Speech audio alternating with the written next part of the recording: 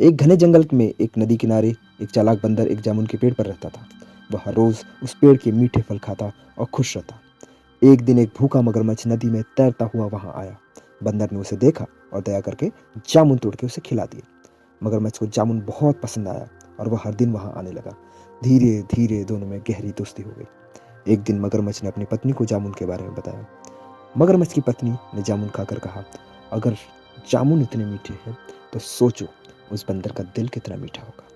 मुझे उसका दिल चाहिए। मगरमच्छ अपनी पत्नी को मना नहीं कर पाया। अगले दिन मगरमच्छ बंदर के पास गया और उसने घर आने का न्योता दिया। बंदर थोड़ा झिझका लेकिन दोस्ती के नाते तैयार हो गया। मगरमच्छ ने बंदर को अपनी पीठ पर बिठाया और नदी पार करने लगा। नदी के बीच में मगरमच्छ से सच बताकर कहा, मुझे तुम्हारा दिल चाहिए, मेरी पत्नी इसे खाना चाहती है। बंदर यह सुनकर घबरा गया, लेकिन उसने अपनी बुद्धिमानी से काम लिया। उसने कहा, अरे तुमने पहले क्यों नहीं बताया? मैं अपना दिल तो पेड़ पर छोड़कर आया हूँ। चलो वापस चलते हैं, मैं दिल लेकर आता हूँ। मगरमच्छ उसकी बातों में आ गया और वापस पेड़ की ओर तैरने लगा। जैसे ही किनारे पहुंचा, बंदर तुरंत पेड़ पर चढ़ गया और बोला, ए मूर्ख मगरमच्छ, क्या अपने दिल बाहर रख सकता है?